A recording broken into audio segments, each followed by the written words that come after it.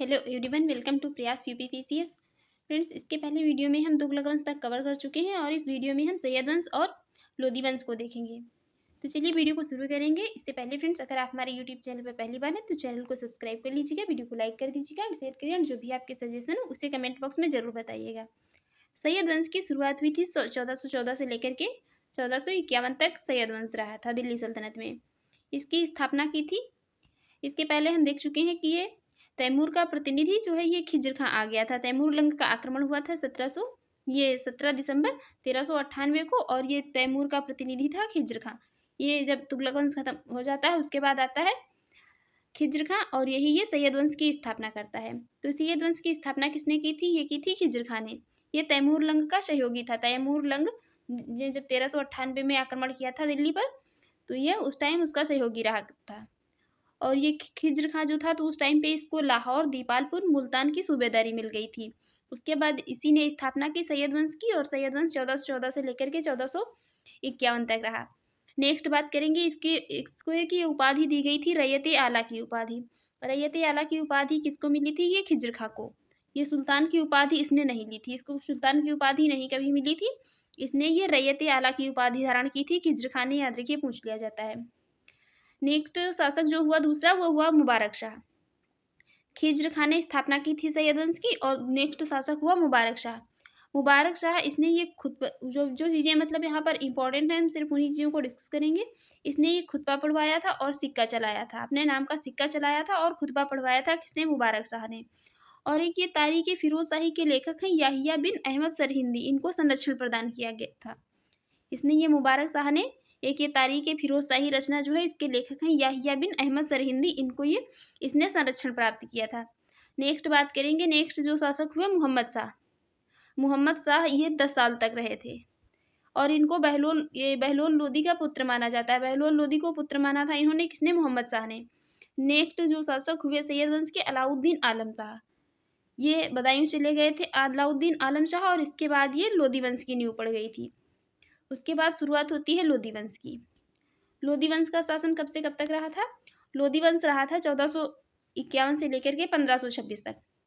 1526 तक रहा था। उसके बाद ये मतलब मुगलों का आक्रमण हो गया और बाबर आ गया था। तो ये लोधी वंश का शासन रहा था 1451 से लेकर के 1526 तक और ये दिल्ली सल्तनत का अंतिम वंश था और ये पहला अफगानी वंश था दिल्ली सल्तनत में। दिल्ली सल्तनत में ये पहला अफगानी वंश था और दिल्ली सल्तनत का अंतिम वंश की बात की जाए तो कौन सा था? तो ये लोधी वंश था। कई बार ये पूछा भी गया है। नेक्स्ट बात करेंगे इसकी जो ये स्थापना किसने की थी? बहलोल लोदी ने की थी। लोधी वंश का संस्थापक कौन था? बहलोल लोदी था और इसको मुख्य सफलता मिली थी तो ये जौनपुर जो कि 1484 को दिल्ली सल्तनत में इसने शामिल कर लिया था। इसकी मुख्य एक सफलता ये थी कि ये जौनपुर इसने ये 1484 को इसने दिल्ली सल्तनत में इसको शामिल कर लिया था और ये बहलोल लोदी ने अपने नाम के ये सिक्के चलवाए थे और 38 वर्ष तक इसने शासन किया था।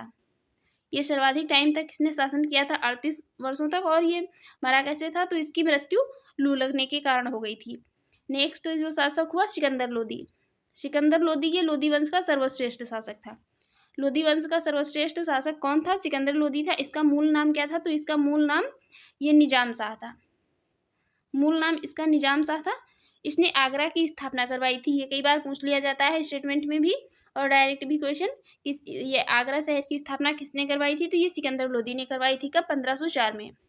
और ये बादलगढ़ किले का निर्माण भी इसने यहीं पर करवाया था और ये 1506 में राजधानी बनाया था आगरा को सिकंदर लोदी ने।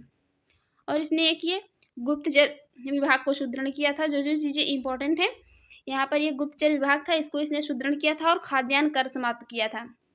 खाद्यान्न पे जो कर लगाया जाता था उसको इसने समाप्त कर दिया था और उसके बाद जो गड़े खजाने को नहीं लिया था। और भी जो मतलब पहले दिल्ली सल्तनत में शासक होते थे वो जो भी गड़ा खजाना होता था उसको लेते थे, लेकिन इसने ये गड़े खजाने को नहीं लिया था। और ये पैमाना इसने चलाया था गजे सिकंदरी। ये माप पैमाना था, इसको किसने चलाया था? तो इसको ये सिकंदर लोदी ने चलाया था, गजे सिकंदरी। और इसकी जो है ये कितने 30 इंच का था। इसमें कितने खाने? इसमें 39 खाने होते थे। गजे सिकंदरी कई बार पूछा जाता है। ये क्या था? एक ये माप पैमाना था।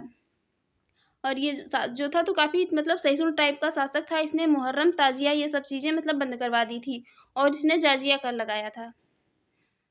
नेक्स्ट बात करेंगे, इसमें ये आयुर्वेद एक ये आयुर्वेद ग्रंथ है, इसका फारसी में अनुवाद कराया था इसने, ये फरहंगे सिकंदरी ग्रंथ का नाम है। फरहंगे सिकंदरी एक ये आयुर्वेदिक ग्रंथ था, इसका फारसी में अनुवाद कराया गया था।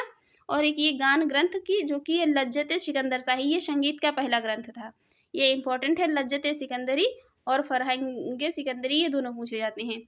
नेक्स्ट बात करेंगे, ये कविताएं जो लिखता था तो गुलरुखी उपनाम से लिखता था।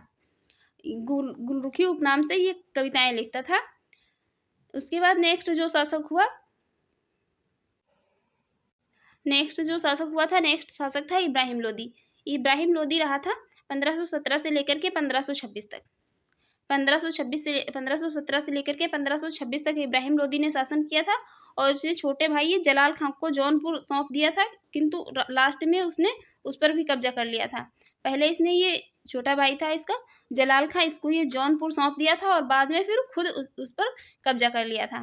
नेक्स्ट बात करेंगे, एक ये राणा सांगा के घटौली युद्ध, जो कि ये कब हुआ था 1517 से लेकर के 18 के टाइम में हुआ था, उसमें इसकी हार हुई थी।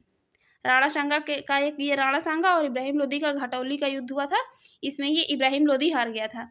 नेक्स्ट बात करेंगे ग्वालियर विजय की। ये कई बार अरेंजमेंट में दे देता है, मतलब एक इसको सीक्वेंस में लगाने को दे देता है। तो राणा सांगा ये घटौली का युद्ध कब हुआ था, तो 1517 से लेकर के 18 के टाइम पे हुआ था। ग्वालियर विजय कब हुई थी, तो ये 1517 से लेकर के 1518 के टाइम पे हुई थी, लेकिन ये घटौली का युद्ध पहले हुआ था और ग्वालियर विजय बाद में हुई थी। नेक्स्ट बात करेंगे पानीपत का प्रथम युद्ध। पानीपत का प्रथम युद्ध कब हुआ था 1526 में।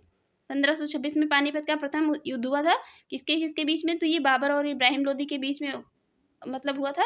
इसमें ये इब्राहिम लोदी हार गया था और बाबर इसमें विजयी हुआ था, और यहीं से ये मुगल वंश की शुरुआत हो गई थी। तो फ्रेंड्स, आपको हमारी ये वीडियो कैसी लगी कमेंट बॉक्स में ज़रूर बताइएगा। Thanks for watching.